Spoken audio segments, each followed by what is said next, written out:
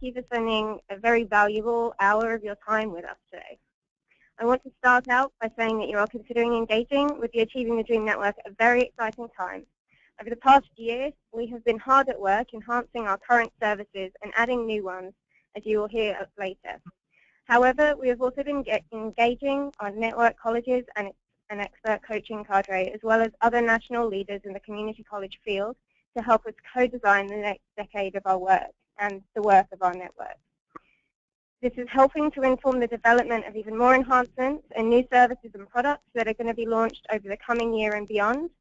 So again, as I said, this is a very exciting time, and if you do decide to join, you'll be part of this process of enhancement.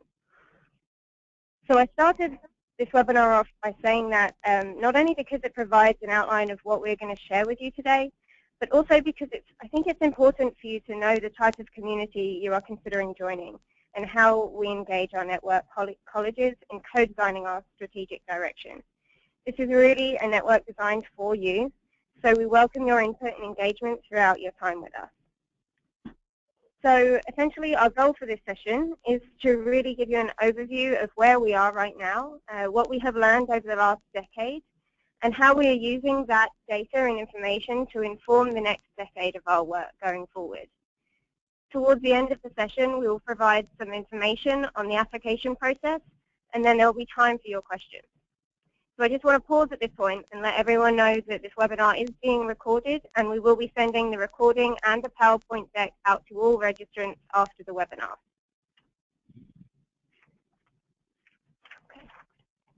Okay, so webinars. They can sometimes feel a bit impersonal. So on your screen, you can see the faces of the people you will hear from today. I will begin by introducing myself. My name is Julia Lawton, and I'm an Assistant Director of Programs here at Achieving the Dream. I've been here for about 2 years, and my time is spent engaging and supporting colleges in their first couple of years in the Achieving the Dream network, as well as supporting the design and implementation of our Integrated Advising and Planning Services Learning Initiative. You've already heard from Tran Lee, who is a Program Coordinator here at Achieving the Dream. Tran has the very unenviable job of providing support to a team of 10 colleagues, and she also co-manages our annual award process that recognizes an outstanding college in our network. So next, who I will pass you on to in a minute, you will hear from our new President and CEO, Dr. Karen A. Stout, who joined us on July 1st after a 14-year stint as President of Montgomery County Community College in Pennsylvania. Dr. Stout's decades-long career in community colleges has spanned 5 different colleges in 3 states, in addition to engaging on a national scale through serving on boards of national nonprofits and steering committees. Her most recent and very exciting for us appointment was to the President's National Advisory Board for the College Promise campaign. So I'm now going to turn the mic over to Dr. Stout. Thank you, Julia, and thank you, Tran. It's great to join you and colleagues from across the country on this call to talk about Achieving the Dream and to give you a sense of where we are, where we're going, and also hopefully at the end of this call you'll have more information to inform you about joining our cohort of colleges in 2016. Julia gave a little bit of overview of my background before coming to Achieving the Dream in July. And I have to admit, Montgomery County Community College was an Achieving the Dream and still is an Achieving the Dream college. It entered the network in 2006. And my firsthand work as a president of an Achieving the Dream institution and working collectively with faculty and others in our community to move forward an agenda on student success is really the reason that I thought it important to step out of my own personal comfort zone as president at Montgomery into the new role at Achieving the Dream. I deeply believe in this work. I deeply believe in the power of Achieving the Dream. I deeply believe in how Achieving the Dream helps colleges to create what I call safe spaces for experimentation in this very, very challenging work. This first slide just gives you an overview of the challenges our community colleges are facing and the large lift that we're being asked to perform in our communities. to do more with less, to continue to move forward our graduation and transfer rates, and now more and more looking at student pathways into careers and the labor market value of those careers. And really the overall call for us to be a solution provider for our country in addressing significant gaps, equity gaps, but also the class gaps, the emerging division in classes in our country. And Achieving the Dream has had an historic focus on equity, and that focus has really been important for us.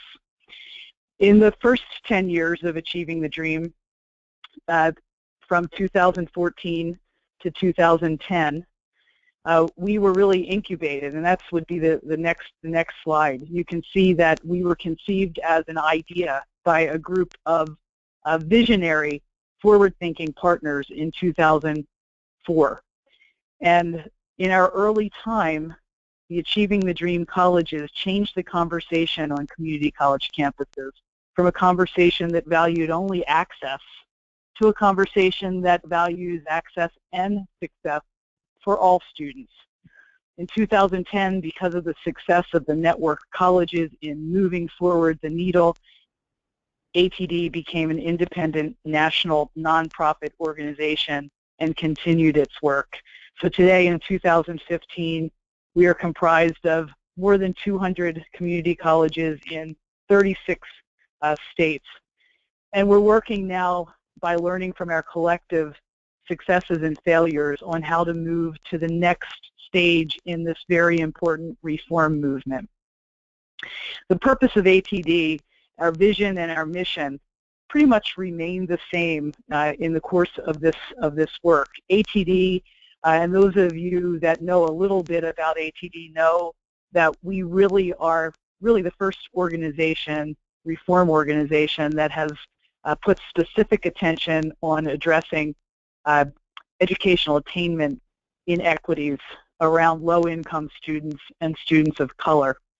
And our mission remains pretty much the same going into the next decade, and that is to be a solution for you around how to move forward organizational transformation.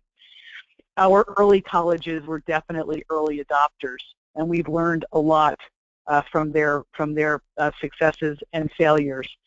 We have a lot of feedback now from our network partners, and I'd like to share some of that with you right now.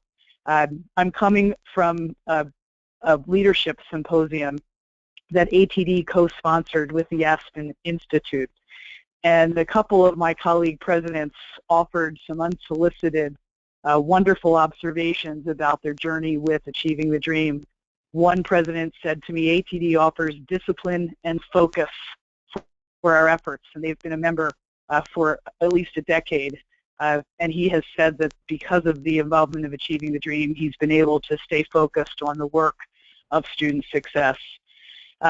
One president said to me, she just joined her college as a member of the 2015 cohort, and I told her about this call with colleagues, and one of the first questions we get is, how much does it cost to be part of the network? And we'll talk about that in a few minutes, but she said to me, well, tell your colleagues that I ran the numbers, and my participation in this work pays for itself if we retain 14 additional students per year, which I thought was an interesting way to calculate return on investment.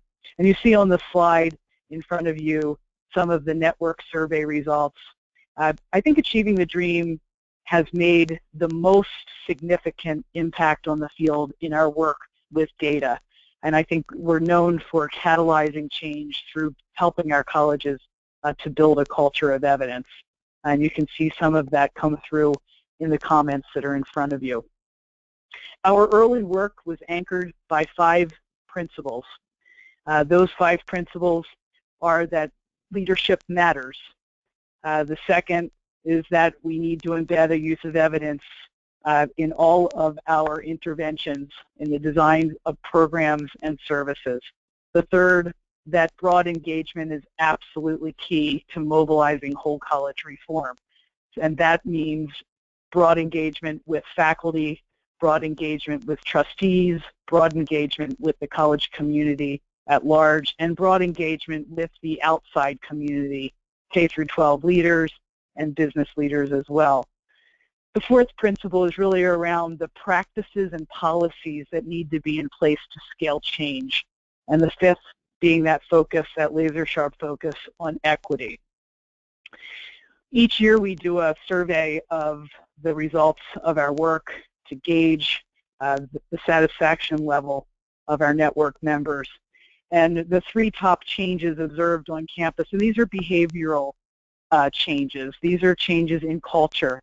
96% report an increased use of data. 95% an intensified focus on student success, and 79% revision and creation of new policies and procedures to support student success. Overall, our network colleges told us that we have helped them to transform their approach to helping students succeed. There are a couple of interesting college practices that I'd like to share with you now. And we go to the next slide that show you some of the work of our colleges. And I'm not going to read everything on these slides. I'm just going to go thematically. So the first slide shows 4 different colleges, and what you'll see are from these little snapshots are that these colleges had a reduction in the number of students moving into developmental education because of Achieving the Dream strategies they adopted, increasing graduation and transfer rates, increasing success in gateway college courses, and increasing persistence from fall to fall.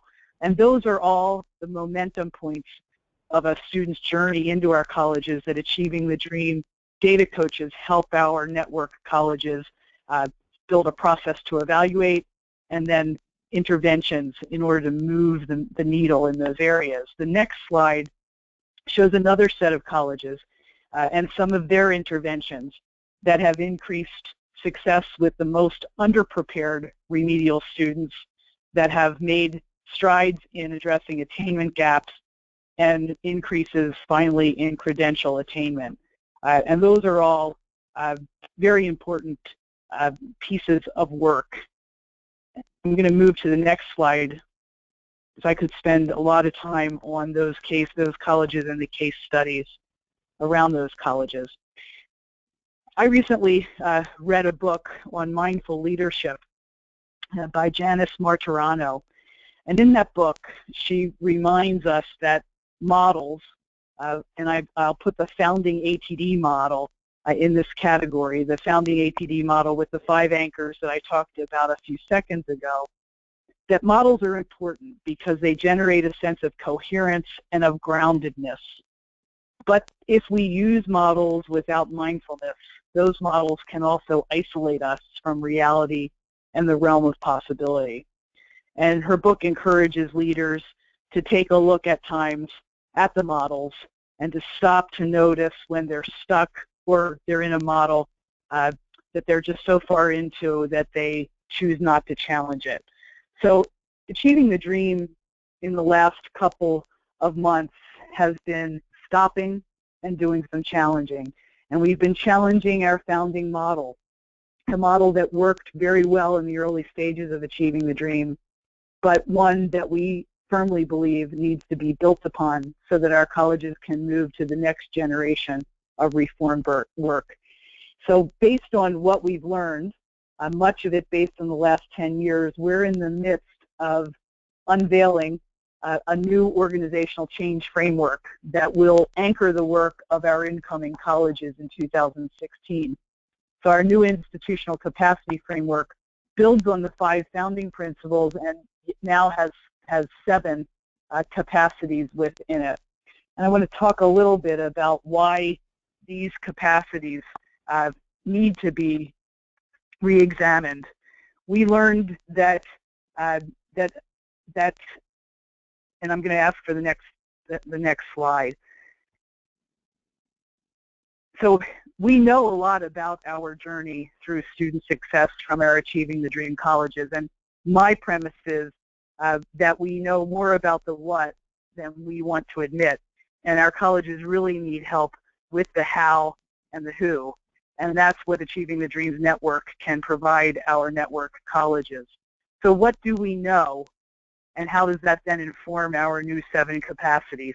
So what we know is that the interventions that colleges have been moving forward in the last decade that are not connected and that are not scaled are not yielding strong returns.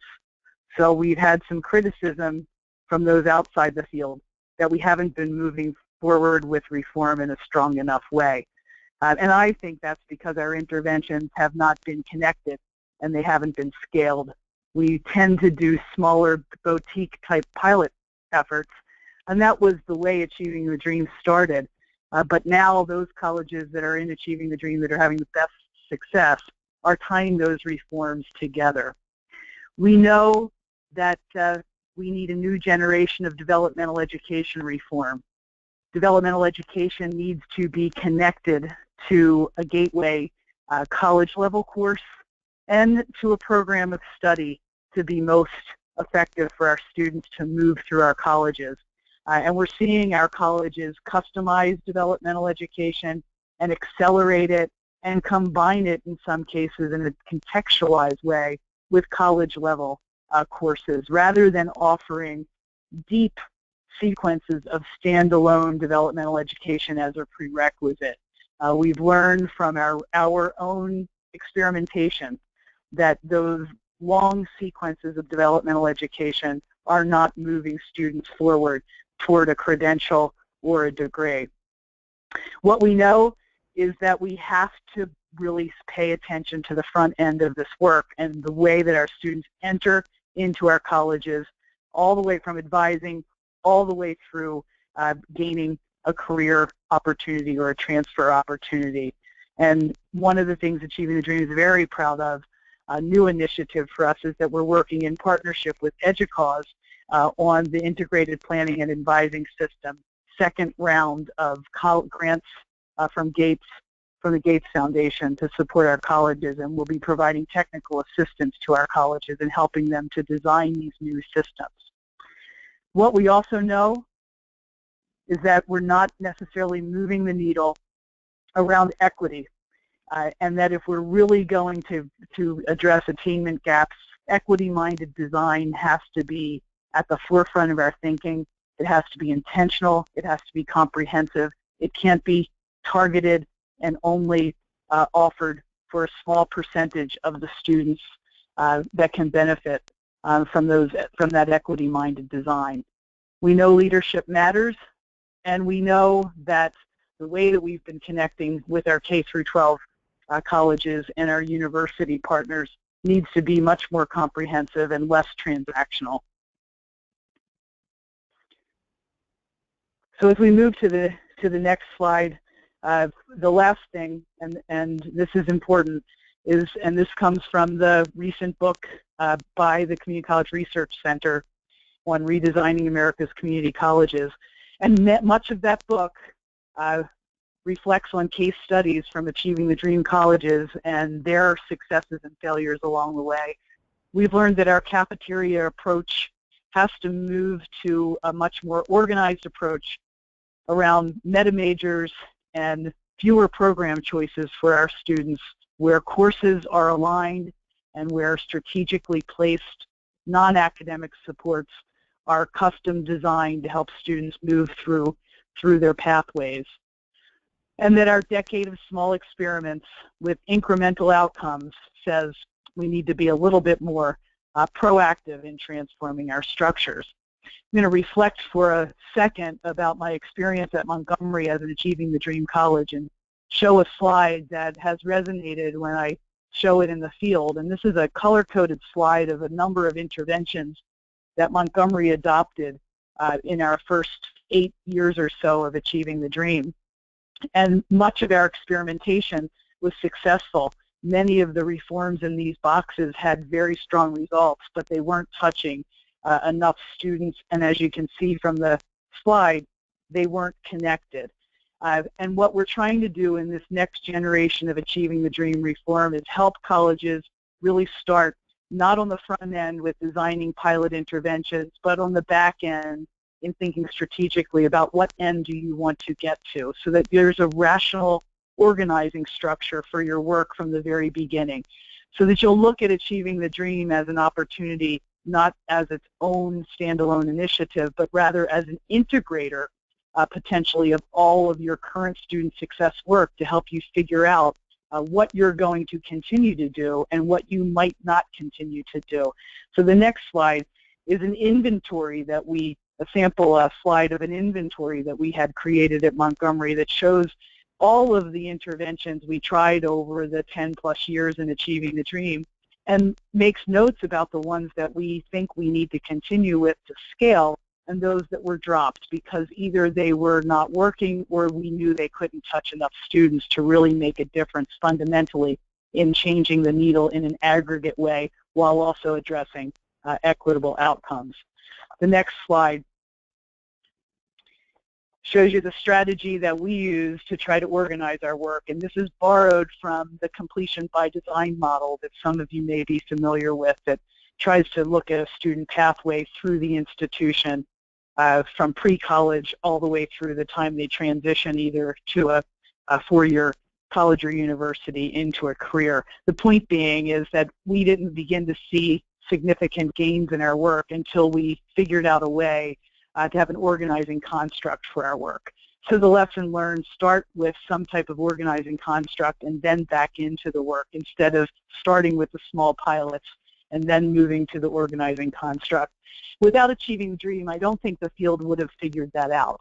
And that, I think, is one of the most significant contributions achieving the dream has made to the community college reform movement. So while we've learned a lot, we also know there's still a lot more to learn. And so the colleges that are coming into this next cohort with Achieving the Dream are going to be taking on big challenges as they look to design their work, maybe using a pathway approach, maybe using some other approach to thinking about the way they want to lever, what lever they want to use to really change student success. We really don't know what non-academic supports are required at what times for students, for what students to succeed. And that's very important, and I think in the next generation we're going to be finding the answers to that. We don't know the blend of academic and non-academic supports that make a difference for specific groups of students. And we really still don't know how to secure significant gains for the most underprepared students. We're seeing a lot of gains in students who come to us who, I would say, are on the cusp of being college level, and however our colleges define that line. We're seeing success that those students can be moved into college level courses with some supports and complete at a pretty strong rate. It's the bottom third of those developmental students that we really don't know how to move forward in a significant way. And I feel from many perspectives that's the hard work yet ahead of us. It's so important that I hope that I know Achieving the Dream will continue to focus on, but I'm afraid that some in the field will leave behind. What we also need to learn more about is really the how. And you see some of these how questions, and that's why Achieving the Dream exists. Achieving the Dream exists to help our colleges to get at these how questions.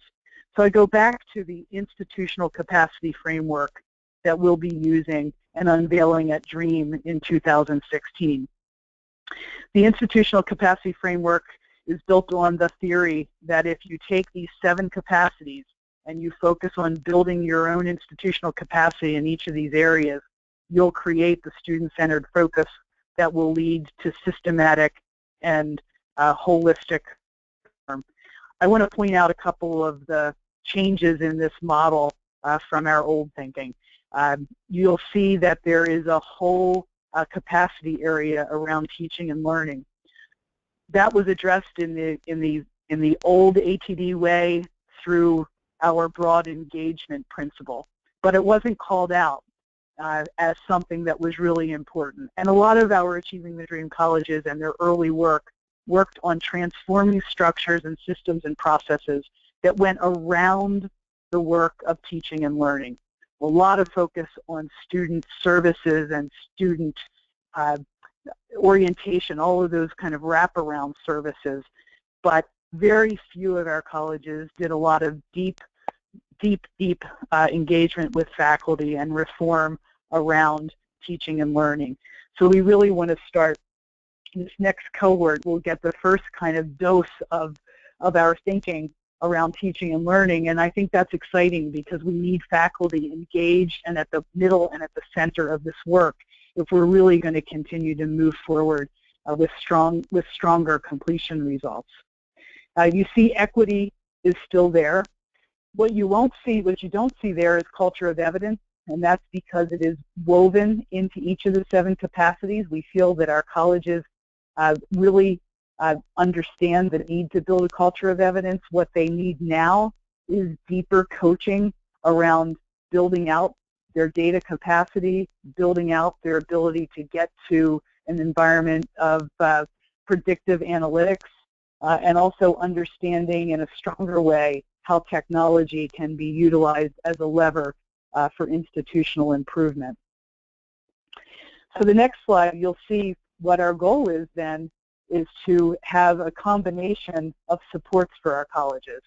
We will continue with our cohort approach where we'll bring in new network colleges through a 3-year integrated learning community, cohort-based kind of work where you'll have a coach, a leadership coach, and a data coach. But you'll also have the ability along the way to get customized support in some of the capacity areas where you need the deepest help. Our current colleges in the network will also be able to now get deeper customized support in those capacity areas. So we'll be able to provide a stronger degree of technical assistance to our colleges that's more customized than a one-size-fits-all approach. The next slide talks a little bit about some of the work we're most proud of, and this is based on feedback we've received from our network colleges. Feedback that our data reporting requirements were too burdensome, and we were creating too much additional work in our already stretched and lean institutional research offices. So we've partnered with the National Student Clearinghouse, and yesterday we were very pleased. 100% of our network colleges have signed our partnership agreement with the National Student Clearinghouse, and now we're able to move forward with that data. It will reduce the reporting burden for our campuses, plus it gives you the tools to do some benchmarking and progress reporting using analytics from the National Student Clearinghouse. We also have added to our service lineup an annual data summit and a new data discovery guide that will be shortly unveiled. We have our DREAM conference coming up in 2016 in February in Atlanta, and the registration will soon open up for that as well. So I hope I've offered a quick overview for you that tees up some questions when we get to that part of the webinar. But I'm going to turn it over now back over to Julia to talk about budget considerations for you and other specifics. Julia? Thank you, Karen. So I get the unhappy job of this one. As I'm sure you know, especially based on Karen's discussion just now, the work that we do with our colleges is very difficult, and it doesn't happen overnight. So for that reason, we ask our colleges to commit to an initial 3-year participation period in the network so that we can really help them to build their capacity to carry on the work once they leave us, if they decide to leave us. And so during this time, for the first 3 years, we'll support you through the research, planning, and implementation phases of your student success work, while also helping you, as I said, to build the capacity to sustainably increase your student outcomes and design an institution that's really student-focused. So during this initial 3-year commitment, institutions are asked to pay an annual service cost that covers the cost of services and benefits we've discussed today, and that is $75,000 per year. Institutions are expected to pay this by the end of April in 2016 if they join with the 2016 cohort, but we have been known to make considerations for a different date if it's needed. So don't hesitate to reach out if that is a barrier to you. Additional expenses that tend to be associated with participating in Achieving a Dream are the travel and lodging for all learning events. So when you first start this work, the first event you'll come to is the Kickoff Institute, in which we'll orient you into the work that you're going to be doing moving forward, and you'll get to meet the rest of the cohort that you'll be working with for the next 3 years. And so each college will get 5 complimentary registrations for that event, but the travel and lodging will be needed to be budgeted for by the college. And additional registrations for the learning events can be purchased as well, but this is optional, and it's the same for the DREAM conference. Each institution will receive 4 complimentary registrations annually for the DREAM Institute, but you're allowed to bring as many of your team members as you want. I think we had a college bring 30 last year, which was quite nice actually, and I think they all had a very good team time at the end of it. And then finally, the planning and implementation costs for the work that you're going to be doing, whether or not you're starting new student success efforts or whether you're just focusing on how to integrate these into one student success vision and strategy, there are inevitably going to be planning and implementation costs that we can't tell you how much that's going to be. That's really up to the work that you're doing. In the future, we hope that the work that you're doing will help you to identify efficiencies in these areas, especially as you integrate all your student success work. Often you'll be able to find economies of scale and stop doing some overlapping activities, so that will help save money as well. And so for the application, we're planning to release the application on Tuesday, so look out for that email with all the information you can see on this slide. I cannot stress enough how important it is that you review the application information and guidelines before you begin the application questions, purely because this document it's fairly comprehensive. I think it's 20 to 25 pages, and it really gives you a detailed overview of achieving the dream and what you're going to be doing for your first 3 years. So I encourage you to review that, or have someone on your team to review that. The application is a Word document this year. We tried to make it as easy as possible for you guys to complete it without having to do any double effort. So all we ask is that you complete the application in the Word document and then upload it via the online submission link, which you can see on this slide and is also in the guidelines document and in the application questions. And then finally, as part of the application, we also recommend that you contact one of our leader colleges. And so a leader college in the Achieving a Dream Network is a college that has shown that they've really good progress in moving towards an institutional improvement that has had a significant impact on their student outcomes. And so these colleges act in a kind of mentor fashion whenever they are called upon. And they do a lot of presentations that dream and share their experiences and their successes and their challenges with the rest of the network, so that we can all learn together and we can accelerate the pace of change. So we've provided a contact list for the president and the core team leader at each leader college, and so we encourage you to reach out to one or more of these. They're all going to be waiting to hear from you to share their experience, so please don't be afraid to reach out. And also in the guidelines, actually, there is suggested questions to start the conversation if you're not sure how to begin. And so all this you can find on the website. You can see the link on the slide right now. It's www.achievingadream.org/join. And so, there's some animation on this slide. So this is the timeline that you'll be facing if you decide to apply. So there's an early admissions deadline of December 4th, 2015, and colleges that apply by this deadline will receive 2 complimentary registrations just for applying. to our Dream Institute in 2016, and that will be taking place February 23rd to 26th, and it will be in Atlanta, Georgia.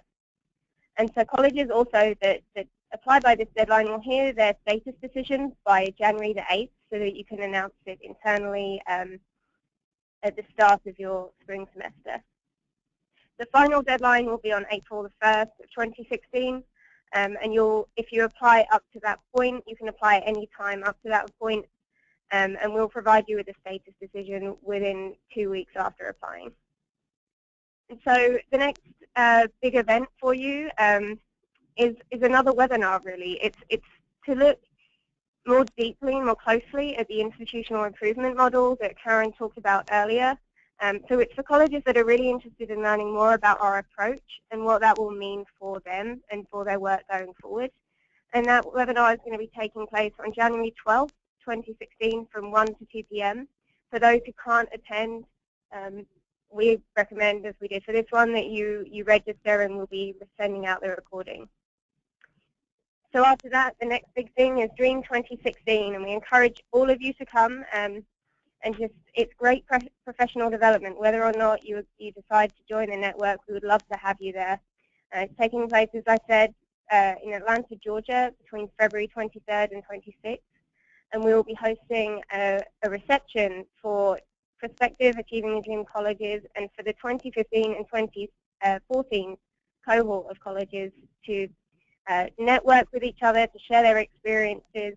And the 2014 cohort will be preparing some posters about their work and their experience so far, so that you can see what they're doing and how Achieving the Dream is impacting their college so far. And then the big one, the 2016 cohort Kickoff Institute, which will be taking place in June 22nd to 24th of 2016. So mark your calendars if you decide to join. That is a really important event that is mandatory for the colleges, and we really do encourage presidents and their key core team members to attend this. And then finally, for those that do apply, the first Achieving the Dream coaching visit will be in fall of 2016. And so there are multiple ways to learn more about Achieving the Dream. The first, as you've heard, is the webinar in January about the institutional capacity framework. The second is that you contact me at any time via email or phone. I'm always available to chat with no obligation. And then finally, visit our website for more information. As I said, the application is going to be released on Tuesday, and so you'll be able to find all the application materials in your email, but also on achievingthedream.org/join. So we encourage you to go there, and this webinar will also be posted there as well in case you want to review it. Okay, so I think we're going to move on to questions now. So if you'd like to type in your questions into the question pane, Tran will read them out loud, and then we will try to answer them. While people are thinking about their questions, this is Karen. I'd like to offer too that if you're interested in more detailed information, in addition to talking to Julia, you can also contact me. And my email is kstout, S-T-O-U-T, at achievingthedream.org, and I'd be more than willing to talk to you, your team, your president, about the journey through Achieving the Dream. I will send your email address out along with this follow-up from this webinar. Any questions? Okay. So we have a question. What are some of the failures of ATD that have informed improvement? Okay. Karen, so I'll try to take this one on. I think that there are a couple of big lessons from combined, kind of aggregated failures, which all equal success in my mind. But one of the things is that very early in Achieving the Dream, there was the big hypothesis that if we just addressed developmental education reform, we would begin to see changes in student completion. That was the big hypothesis. That's where things started. So many of the early colleges and the coaches and the data facilitators at that time worked with the colleges in taking a look at their DevEd data, and we found, startling things about the pathways students took through developmental education. And there were a lot of really, really strong interventions around developmental education, but those interventions have not necessarily translated into the kind of accelerated completion that we hypothesized about. So one of the big lessons is from that failure, and I'd say there's a lot of successes in that failure because we've helped more students get into college-level courses with that focus. But the big takeaway is that we need to be thinking about this process of student success as a whole, more of a whole college solution, and that it's not just taking a look at DevEd. That's part of it, but it's also taking a look at our systems and processes and policies for all students. It's also about the way our programs are structured and where they lead, and that's led to this whole new work around guided pathways, which Achieving the Dream is moving into. So that's one failure that we've learned from. Another failure is that in many cases, we started our interventions on ATD campuses with what we called pilots, and we then scaled them slowly on ATD campuses. So they started with touches on a small number of students, and then they'd be expanded. We really had a hard time helping our colleges scale those pilot attempts. And in lessons learned, we're going into our coaching strategy now saying to colleges, there's enough research about what works and doesn't work that if you're going to try a new approach, start it in a scaled way. And to me, scale comes in two sizes. Scale can be universal in that it's a policy or a practice that touches every single student at the institution. That's universal scale. That could be something like mandatory orientation or a late registration kind of intervention. Or scale can be targeted. And when scale's targeted, it still reaches every student in that targeted intervention. So that could be something like a mentoring initiative for a specific at-risk group of students. It's only scaled if it touches every single member of that at-risk group of students. So going at interventions and with a scaled approach. So those are two things that I'd say were lessons learned. There are a lot of others that are at a more of a micro level, but those are two macro level lessons.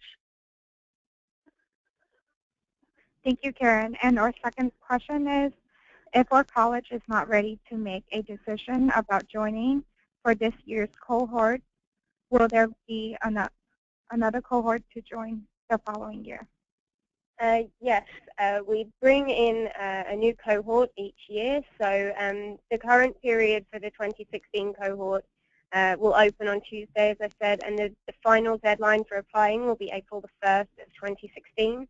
If you're not sure and you'd like to take some time, then again, the application for the 2017 cohort will likely open in October or September, October in 2016. Thank you, Julia. And our third question is, what data do participating colleges have available to them for developing peer and aspirational comparison groups? So right now, that's an excellent question, and probably one of our follow-up web, gives me an idea, Julia, to put in our follow-up webinar series. We should have one for incoming cohort colleges, not just on institutional change, but on our whole approach to data. That would be another really good one. So we'll follow up with a webinar for you about that, because it's a big question and it does require a lot of time and attention. But with our move to the National Student Clearinghouse data, now we really do have a better way to help colleges figure out how to do benchmarking and how to establish peer colleges to benchmark against. So I can say to you that our data coaching strategy does have that as one of the practices or habits around data coaching, and we have a better way to do that now that we've transitioned to a different data structure. Thank you, Karen. And another question is, how do we begin or continue to build excitement or interest at the college around ATD? That's a question that probably is a question that's more of a collective question for everybody on the call. So let me give a stab at that. I think it's important that as you're building your application, to the extent that you can, that you engage a strong group of faculty and staff, administrators, and students, maybe even board members, and definitely the president needs to be leading the effort in just crafting your application so that you can use that as a mechanism to get some buy-in. I think you need to begin to think about, and we use this as a strategy with Achieving the Dream, who would be on your institution's core team, and that is the team that would become your student success team, the team that will be, that some of those members would be coming to Dream. So I would begin thinking about strategically, who do you want to send to the Dream Institute? It is a fabulous experience. I highly recommend that it be the place that presidents send a strong group of faculty, because I've never seen a group of faculty come back from Dream and not be energized about the opportunities that exploring student success bring for faculty in the classroom. And many of the sessions are produced by faculty members who, at many times in their work around student success, were not enthusiastic about the completion agenda, but were turned around the opportunities that getting involved in Achieving the Dream presented for them to experiment and become renewed with their work. So I think strategically about who to send to Dream, and then I would begin thinking strategically about who you would be sending to the cohort training. I think that conversations, however your governance structure is set up, should start soon around thinking about joining Achieving the Dream. I know some of the colleges, and I don't know if I believe Schenectady and Montgomery from Maryland were signed up, I think, to be on the webinar. If you're out there, hello. I think they had a great experience coming last year to the kickoff as what we called our test pilots, meaning they weren't sure, they knew that they were too late to join the cohort in 2015, but they wanted to send a group of faculty to see what this was all about, and then they shaped their plan to plan how they were going to generate faculty engagement primarily in this process so that they could have a successful application for this year's cohort. So that opportunity is also out there for you if you're interested in that, and Julia can talk to you offline on the details on what that pilot opportunity is if you're not quite ready to come into this work full steam ahead in this next cohort. I would also add to that if there's a group of individuals on your campus that you would like to help get engaged in this work, we're more than happy to put you in contact with other Achieving the Dream colleges so that they can, we've organized site visits in the past, they can do webinars specifically for a team for you, conference calls, anything like that. So if you do have an interest in doing something like that, you can always contact me and I'll find an appropriate institution to match you with. And I would also offer, if any of you are planning a fall or a spring kickoff or anything that would be helpful, that someone, even I, could visit your campus and talk to faculty and staff about the benefits of Achieving the Dream. All right, and another question is, has ATD considered unbundling its services so a college can purchase certain part of the package? Yes, that is part of our new thinking around institutional change. It's premature for me to talk about how that will work going forward, but we're hoping to have that program and service model that will include both the opportunity to come in as a cohort with unbundled services, probably sometime in, maybe by Dream, we would have that fully thought out. What I would say to those of you on the call, as we begin to unveil this institutional change model, there will be an assessment tool that your colleges will be able to use to see how far along you are around the dimensions of equity, how far along you are around the dimensions of leadership. And completing that will help us then to understand how much technical assistance you might need in one of those capacity areas to move forward. If you have not started already on a formal journey around student success that takes into account in a systematic way those 7 capacities, I think it would be very difficult to buy an unbundled service and expect to see significant completion results from that particular service. So I think that there's a strong benefit to having this cohort model for the first 3 years, and then unbundled subject matter expertise and technical assistance that would follow up with colleges after they've had an opportunity to have 3 years into achieving the dream in a full way. But that's just my top-level thinking on that. But we are moving toward a model where there will be the ability to buy unbundled services. And another question is, we already have a completion team and state initiatives for completion. Will this add an additional layer that will load more work onto faculty? No, the idea would be to integrate the Achieving the Dream principles with the work that's already in place, and that would be something that you would work on that integration when you come into the cohort at the Kickoff Institute.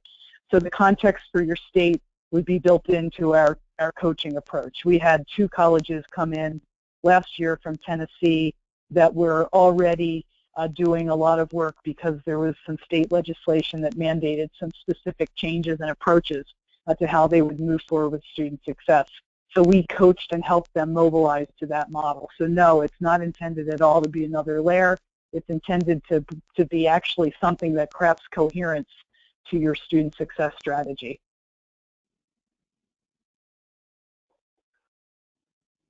Okay, any more questions? No, doesn't look like it. Okay, so we've got 5 minutes left to go, so I'm going to let you go a little bit early. If you do have any questions that pop into your head later, feel free to reach out to myself or to Karen. I will be sending this PowerPoint deck as well as the recording and Karen and my contact information in a follow-up email over the next few days.